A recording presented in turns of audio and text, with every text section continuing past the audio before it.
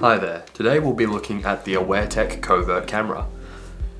First we'll go through an unboxing, then we'll give you a product overview and then go through the setup and startup of how to use the device.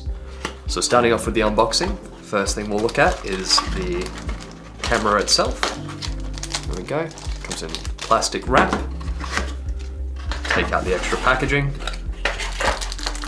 In the box we've also got an AC adapter for plugging it in and charging, the charging cable for the device, the magnetic mount and stand for the device, as well as an additional adhesive and magnet.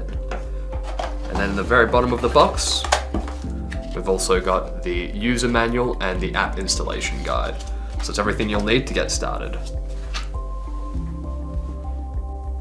Giving a quick overview for the camera, this one's actually quite simple. You have the magnetic base that can connect to the magnet at the bottom of the device, and on the underside of the device, or the back side here, you've got the slot for the SD card, a slot for the USB-C power connection, a reset button, and a power button. Now we'll show you how to get this one started and ready to go.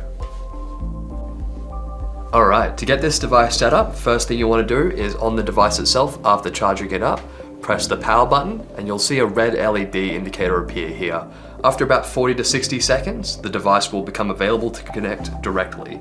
So go to the settings on your phone, navigate to the Wi-Fi, connect to the B-Link there, and the default password is 01234567889.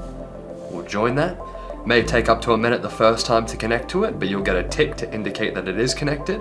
Once you see that appear, you can go into the IoT Living app, press the plus button in the top right corner, manual add, search camera from LAN, there it is right there, click that one, we'll call this one test, save, successful. So now we're directly connected to the device. I can click the play button, we won't set a password this time, but now you can see my hand moving there in real time.